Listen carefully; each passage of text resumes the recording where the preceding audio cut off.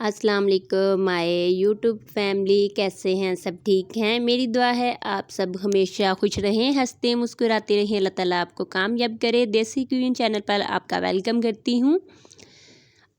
ਅੱਜ मैं ਤੁਹਾਡੇ ਲਈ ਲੈ ਕੇ ਆਈ ਹਾਂ ਕਚਨਾਰ ਦੀ ਰੈਸਪੀ, जो बहुत ही खूबसूरत और बहुत ही लजीजा ਬਣਦੀ ਏ। ਤੁਸੀਂ ਵੇਖਿਆ ਮੈਂ ਬਹੁਤ ਹੀ ਵਧੀਆ ਕਰਕੇ ਇਹਨਾਂ ਨੂੰ ਡੰਡੀਆਂ ਤੋਂ ਸਾਈਡ ਤੇ ਉਤਾਰ ਲਿਆ ਤੇ ਸਿਰਫ ਅਸੀਂ ਇਹਦੀਆਂ ਪੱਤੀਆਂ ਉਤਾਰਾਂਗੇ। ਬਾਕੀ ਐਕਸਟਰਾ ਕਚਰਾ ਇਹਨੂੰ ਅਸੀਂ ਸੁੱਟ ਦੇਣਾ ਹੈ, ਵਿੱਚ ਯੂਜ਼ ਨਹੀਂ ਕਰਨਾ ਹੈ। ਇੱਥੇ ਮੈਂ 1 ਕਿਲੋ ਗੋਸ਼ਤ ਲਿਆ ਹੈ ਵੱਡਾ, ਤੇ ਜਿਹਨੂੰ ਮੈਂ ਹੱਡੀ ਤੋਂ ਬਗੈਰ ਲਿਆ ਹੈ। ਬਹੁਤ ਹੀ ਖੂਬਸੂਰਤ ਕਰਕੇ ਮੈਂ ਛੋਟੇ ਛੋਟੇ ਪੀਸ ਕੀਤੇ ਨੇ, ਕਟਿੰਗ ਕੀਤੀ ਹੈ। गोश्त वाले ने ज़रा वड्डे वड्डे करते थे, मैं छोटे छोटे पीस किए ने, उन्हें कीमा नहीं करके दिता, तो इसलिए मैं खुद कोशिश की है करन दी, पर तुसी करवा लिया जे।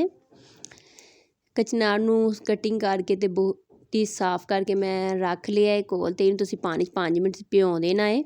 इत्थे मैं 5 टमाटर ले ने, 4 मैंने ਵੱਡੇ ਸਾਈਜ਼ ਦੇ ਪਿਆਜ਼ ਲਏ ਨੇ, ਥੋੜ੍ਹਾ ਜਿਹਾ ਮੈਂ ਸਬਜ਼ ਲਸਣ ਲਿਆ ਹੈ, ਤੁਸੀਂ ਦੂਸਰਾ ਲਸਣ ਵੀ ਯੂਜ਼ ਕਰ ਸਕਦੇ ਹੋ। 15-20 ਹਰੀਆਂ ਮਿਰਚਾਂ ਲਈਆਂ ਨੇ, ਤੇ ਥੋੜ੍ਹਾ ਜਿਹਾ ਅਦਰਕ ਲਿਆ ਹੈ। ਪ੍ਰੈਸ਼ਰ ਕੁੱਕਰ ਵਿੱਚ ਮੈਂ ਗੋਸ਼ਤ ਪਾ ਕੇ ਤੇ ਇਹਨੂੰ ਮੈਂ ਵਿੱਚ ਸਾਰੀਆਂ ਚੀਜ਼ਾਂ ਪਾਵਾਂਗੀ। ਸਾਰੇ ਮਸਾਲੇ ਤੁਸੀਂ ਪਾਣੇ, ਤੇ ਟਮਾਟਰਾਂ ਦੇ ਅਸੀਂ 2-2 ਪੀਸ ਕਰਕੇ ਵਿੱਚ ਰੱਖ ਦੇਵਾਂਗੇ। ਇਹਦੇ ਵਿੱਚ ਮੈਂ ਮਸਾਲੇ ਜਿਹੜੇ ਪਾਵਾਂਗੀ, ਉਹਦੇ ਵਿੱਚ ਮੈਂ 1 ਚਮਚ ਭਰ ਕੇ ਮੈਂ ਲਾਲ ਮਿਰਚ ਦਾ ਯੂਜ਼ ਕੀਤਾ ਹੈ। 2 ਟੇਬਲ ਸਪੂਨ ਮੈਂ ਇਹਦੇ ਵਿੱਚ ਨਮਕ ਪਾਵਾਂਗੀ। 1 ਟੇਬਲ ਸਪੂਨ ਮੈਂ ਇਹਦੇ ਵਿੱਚ ਦਾਦਰ ਮਿਰਚ ਪਾਵਾਂਗੀ। 1 ਟੇਬਲ ਸਪੂਨ ਮੈਂ ਭਰ ਕੇ ਇਹਦੇ ਵਿੱਚ ਹਲਦੀ ਦਾ ਪਾਵਾਂਗੀ।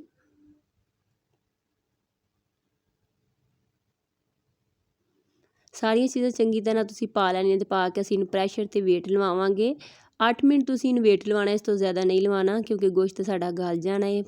8 ਮਿੰਟ ਦਾ ਵੇਟ ਲਵਾਉਣ ਤੋਂ ਬਾਅਦ ਪ੍ਰੈਸ਼ਰ 'ਚ ਵੇਖੋ ਕਾਫੀ ਜ਼ਿਆਦਾ ਪਾਣੀ ਹੋ ਚੁੱਕਿਆ, ਤੇ ਅਸੀਂ ਇਹਦੇ ਥੱਲੇ ਕਰਾਂਗੇ ਹਾਈ ਫਲੇਮ, ਤਾਂ ਕਿ ਪਾਣੀ ਸਾਡਾ ਖੁਸ਼ਕ ਹੋ ਜਾਏ। ਥੋੜ੍ਹਾ ਜਿਹਾ ਪਾਣੀ ਅਸੀਂ ਇਹਦੇ ਵਿੱਚੋਂ ਡਰਾਈ ਕਰਨਾ ਹੈ, ਤੇ ਫਿਰ ਅਸੀਂ ਇਹਦੇ ਵਿੱਚ ਕਚਨਾਰ ਪਾਣੀ, ਕਚਨਾਰ ਇਸੇ ਪਾਣੀ ਦੇ ਵਿੱਚ ਅਸੀਂ ਪਕਾਉਣੀ ਹੈ, ਤਾਂ ਕਿ ਉਹਦਾ ਬਹੁਤ ਹੀ ਵਧੀਆ ਕਰਕੇ ਟੇਸਟ ਆ ਜਾਏ। ਇੱਥੇ ਮੈਂ ਘੀ ਪਾ ਰਹੀ ਹਾਂ। ਘੀ ਤੁਸੀਂ ਕਮ ਜਾਂ ਜ਼ਿਆਦਾ ਆਪਣੀ ਮਰਜ਼ੀ ਦੇ ਮੁਤਾਬਕ ਪਾਇਆ ਜੇ। ਘੀ ਪਾਉਣ ਦਾ ਮਕਸਦ ਇਹ ਵੇ ਕਿ ਸਾਡਾ ਜਿਹੜਾ ਇਹਦੇ ਵਿੱਚ ਨਮਕ ਮਿਰਚ ਮਸਾਲੇ ਪਾਏ ਨੇ, ਥੋੜ੍ਹਾ ਜਿਹਾ ਉਹਦਾ ਕੱਚਾਪਨ ਘੀ ਦੇ ਨਾਲ ਖ਼ਤਮ ਹੋ ਜਾਏਗਾ, ਤੇ ਫਿਰ ਅਸੀਂ ਇਹਦੇ ਵਿੱਚ ਕਚਨਾਰ ਪਾ ਦਾਂਗੇ। ਕਚਨਾਰ ਪਾ ਕੇ ਅਸੀਂ ਯਖਨੀ ਵਿੱਚ ਪਕਾਵਾਂਗੇ, ਤੇ ਇਹਦਾ ਬਹੁਤ ਹੀ ਵਧੀਆ ਟੇਸਟ ਆਏਗਾ। ਕੁਝ ਲੋਕ ਇਹਨੂੰ ਭੁੰਨ ਕੇ ਬਣਾ ਲੈਂਦੇ ਨੇ, ਤੇ ਉਹਦੇ ਨਾਲ ਇਹਦਾ ਕਚਨਾਰ 'ਚ ਟੇਸਟ ਐਡਾ ਖਾਸ ਨਹੀਂ ਆਉਂਦਾ, ਤੇ ਜ਼ਰਾ ਮਜ਼ੇ ਦੀਆਂ ਨਹੀਂ ਬਣਦੀਆਂ। ਅਗਰ ਤੁਸੀਂ ਇਸ ਯਖਨੀ ਵਿੱਚ ਬਣਾਓਗੇ ਤਾਂ ਬਹੁਤ ਹੀ ਲਜ਼ੀਜ਼ਾ ਬਣਨਗੀਆਂ।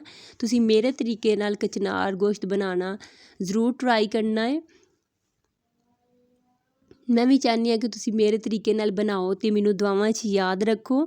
ਕਚਨਾਰ ਪਾ ਕੇ ਤੇ ਅਸੀਂ ਇਹਨੂੰ 5 ਮਿੰਟ ਲਈ ਪਕਾਵਾਂਗੇ। ਮੀਡੀਅਮ ਫਲੇਮ 'ਤੇ ਤੁਸੀਂ ਇਹਦੀ ਪਕਾਈ ਕਰਨੀ ਹੈ, ਤਾਂ ਕਿ ਕਚਨਾਰ ਸਾਡੀ ਗਲ ਵੀ ਜਾਏ, ਤੇ ਪਾਣੀ ਵੀ ਸਾਡਾ ਉਨੀ ਦੇਰ ਨੂੰ ਡਰਾਈ ਹੋ ਜਾਏਗਾ।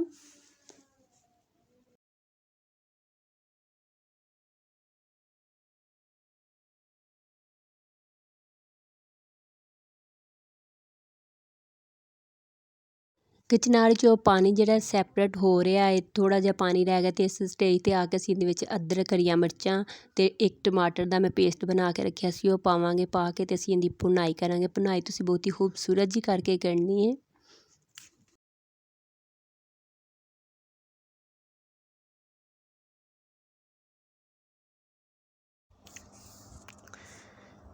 ਘਿਓ ਸਾਡਾ ਵੇਖੋ ਸੈਪਰੇਟ ਹੋ ਰਿਹਾ ਹੈ, ਤੇ ਬਹੁਤ ਹੀ ਵਧੀਆ ਕਰਕੇ ਭੁਨਾਈ ਹੋ ਚੁੱਕੀ ਹੈ। ਜਿਹਦੇ ਵਿੱਚ ਥੋੜ੍ਹਾ ਜਿਹਾ ਪਾਣੀ ਹੈ, ਤੇ ਅਸੀਂ ਇਹਨੂੰ ਹੋਰ ਚੰਗੀ ਤਰ੍ਹਾਂ ਭੁੰਨ ਲੈਣਾ ਹੈ।